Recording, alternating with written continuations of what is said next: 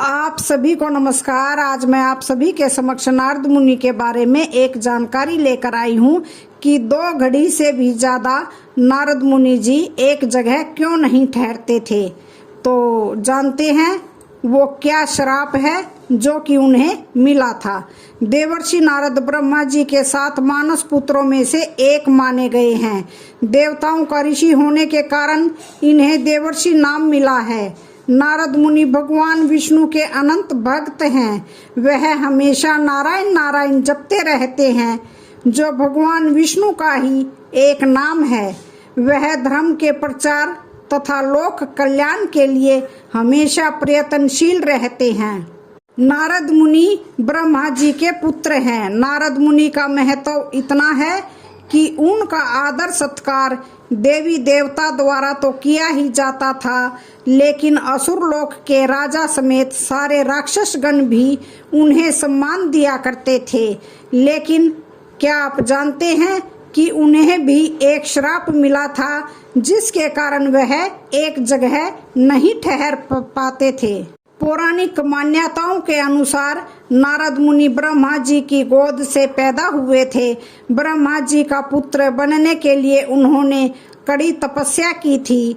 वह सृष्टि के पहले संदेशवाहक यानी पत्रकार भी माने जाते हैं। देवर्षि नारद को समाचार के देवता भी कहा जाता है, क्योंकि वह हमेशा तीनों लोकों में भ्रमण कर सूचनाओं का आदान प्रदान करते थे। नारद मुनि के एक जगह न टिकने के पीछे राजा दक्ष द्वारा दिया गया श्राप है। पौराणिक मान्यताओं के अनुसार राजा दक्ष के 10,000 पुत्र थे, जिन्हें नारद जी से मोक्ष की शिक्षा देकर राजपाट से विरक्त कर दिया। बाद में दक्ष ने पंचजनी से विवाह किया और उनके 1000 पुत्र हुए। नारद जी ने दक्ष के इन पुत्रों को भी मोह माया से दूर रहकर मोक्ष की राह पर चलना सिखाया, जिस कारण इनमें से किसी ने भी दक्ष का राजपाट नहीं संभाला। इस बात पर राजा दक्ष बहुत क्रोधित हुए और इसी के चलते उन्होंने नारद जी को श्राप दे दिया कि तुम हमेशा इधर उधर भटकते रहोगे और एक स्थान पर 2 घड़ी से भी ज्यादा समय तक नहीं ठहर पाओगे। नारद मुनि को अपने पिता ब्रह्मा जी से भी एक श्राप मिला है। तो मान्यताओं के अनुसार ब्रह्मा जी ने नारद मुनि को सृष्टि के कामों में उनका हाथ बटाने और विवाह करने के लिए कहा था, लेकिन नारद जी ने अपने पिता की आज्ञा का पालन करने से इनकार कर दिया था, जिसके चलते ब्रह्मा जी ने उन्हें श्राप दिया कि तुम आजीवन विवाहित रहोगे। नारद मुनि देवर्षि कैसे बने? नारद मुनि भगवान विष्णु के परम भक्त थे। कहते हैं कि नारद मुनि का जन्म एक श्राप से हुआ था। वे ब्रह्मा के मानस पुत्र थे। पौराणिक मान्यताओं के अनुसार इंद्रलोक में उपबृहन नाम के गंधर्व हुआ करते थे। उपबृहन को स्त्रियों के साथ समय बिताना बहुत पसंद था। स्वर्ग में वह अप्सराओं के साथ ही क्रीड़ा करते थे। एक बार गंधर्व और अप्सराएं जगत गुरु ब्रह्मा की आराधना कर रहे थे। तभी उपबृहन अप्सराओं के साथ क्रीड़ा करने लगे। इससे ब्रह्मा जी क्रोधित हो गए और उन्हें शूद्र योनि में जन्म लेने का श्राप दे दिया। ब्रह्मा जी के श्राप के चलते उपबृहन को अगले जन्म में एक शूद्र दासी ने जन्म दिया। उनका नाम नंद रखा गया। नंद को बचपन से ब्राह्मणों की सेवा में लगा दिया गया था। वे तन मन से ब्राह्मणों की सेवा में लीन हो गए। इससे उनके पूर्व जन्म के पाप धीरे धीरे धुलते गए। समय के साथ उनका मन प्रभु की भक्ति में लगने लगा। वे भगवान विष्णु की भक्ति में लीन हो गए। इससे खुश होकर खुद प्रभु ने उन्हें दर्शन दिए और नंद को ब्रह्मपुत्र होने का वरदान मिला। इस तरह वे देवर्षि बन गए।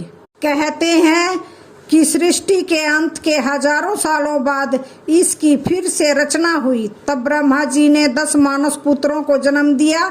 इनमें से एक नारद हैं।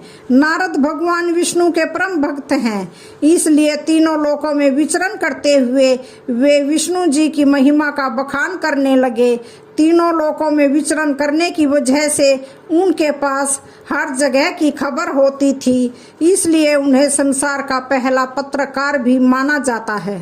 भक्तों के संदेश को सीधे भगवान तक पहुंचाने का दायित्व नारद मुनि के पास है। श्रीमद् भागवत गीता में भगवान श्री कृष्ण ने कहा है, देवर्षियों में मैं नारद हूँ। सभी युगों में, सभी लोकों में, शास्त्रों एवं पुराणों में देवर्षि नारद की कालजयी उपस्थिति है। नारद जी त्रिकालदर्शी एवं ज्योतिष शास्त्र के ज्ञाता हैं। नारद पुराण में ज्योतिष के तीनों स्कंध, सिद्धांत, होरा और संहिता का उल्लेख है। प्रत्येक प्राणी के अंतर्मन की चेतना है नारद। महर्षि नारद ब्रह्मा के मानस पुत्र हैं। प्रत्येक प्राणी के अंतर्मन का संदेश ईश्वर तक पहुंचाते हैं। साधारण मनुष्य की चेतना विभिन्न स्तरों में विभाजित है। जब हम अपने मन को पूर्ण एकाग्र कर चिंतन करते हैं तो नारद उसे प्रभु तक पहुंचाकर तथास्तु करते हैं। मानव चेतना जब एकीभूत समग्र होती है, अर्थात जब शारीरिक, मानसिक और भावनात्मक और आध्यात्मिक अलग अलग स्तरों में बिखरी चेतना एक होती है, तो मनोकामनाएं पूर्ण होती हैं। नारद मुनि की तरह व्यक्ति का मन भी चलायमान है। जैसे नारद एक जगह नहीं टिकते हैं, वैसे ही व्यक्ति का मन भी एक जगह नहीं टिकता है। अनादिकाल से नारद भक्ति और भगवान के बीच में संदेश सेतु का कार्य करते हैं। नारद प्रत्येक मनुष्य के अंतर्मन में चल रहे संवाद के ज्ञाता हैं। ईश्वर तक अंतर्मन का संदेश पहुंचाने के लिए प्रत्येक मनुष्य को काम, क्रोध आदि मन के विकारों से दूर होकर निर्मल मन से भक्ति, आराधना एवं आत्मचिंतन करना चाहिए। नारद कथाएं हमारा मार्गदर्शन करती हैं। नारद कथाएं हजारों हैं, परंतु समस्त कथाओं का सार है अंतर्मन की चेतना का शुद्धिकरण कर उसे एक रूप करना। निर्मल मन ही ईश्वर को पाने का एकमात्र साधन है।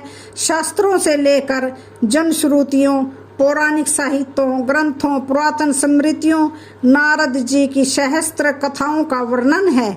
धर्मशास्त्रों में उल्लेखित है, बिना गुरु की पूर्ण चेतना के काम में सफलता नहीं मिलती। इसलिए एक बार नारद मुनि गुरु की खोज में भगवान विष्णु के पास गए। भगवान ने नारद से कहा, पृथ्वी लोक पर जाओ और प्रातःकाल जिस प्रथम व्यक्ति से तुम्हारी भेंट होगी वही तुम्हारा गुरु होकर कल्याण करेगा। अगले दिन नारद मुनि को सर्वप्रथम जो व्यक्ति मिला, नारद मुनि ने उन्हें गुरु कहकर प्रणाम किया। लेकिन शीघ्र ही नारद जी ने देखा कि जिस व्यक्ति को मैंने गुरु माना है वह तो एक मछुआरा है, जिसके फलस्वरूप नारद मुनि के अंतर्मन ने उन्हें गुरु मानने से इनकार कर दिया। गुरु की अवहेलना करने के कारण भगवान विष्णु ने नारद को 84 लाख योनियों में भटकने का श्राप दे दिया। जब नारद ने भगवान से श्राप की मुक्ति का उपाय पूछा तो उन्होंने कहा, इसका उपाय तुम्हें तुम्हारा गुरु ही बता सकता है।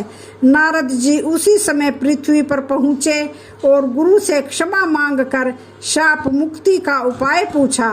तब उस मछुआरे गुरु ने कहा कि आप भगवान विष्णु की शरण में जाओ और उन्हें जमीन पर 84 लाख योनियां बनाने को कहो।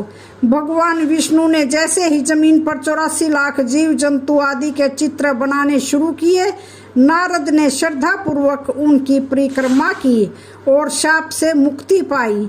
इसी प्रकार एक अन्य दृष्टांत में नारद को दक्ष द्वारा श्राप का उल्लेख मिलता है, जिसके कारण नारद सदैव इधर उधर विचरण करते रहते हैं तथा एक स्थान पर स्थायी रूप से नहीं रहते हैं।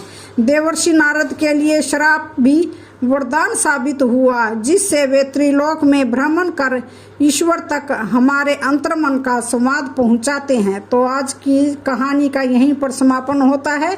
वीडियो अच्छी लगे तो चैनल को लाइक, शेयर, सब्सक्राइब जरूर करें। धन्यवाद।